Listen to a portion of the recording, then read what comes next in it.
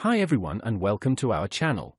In today's video is about how to fix fail to load xgamruntime.dll error code 126 in Windows 11 and 10.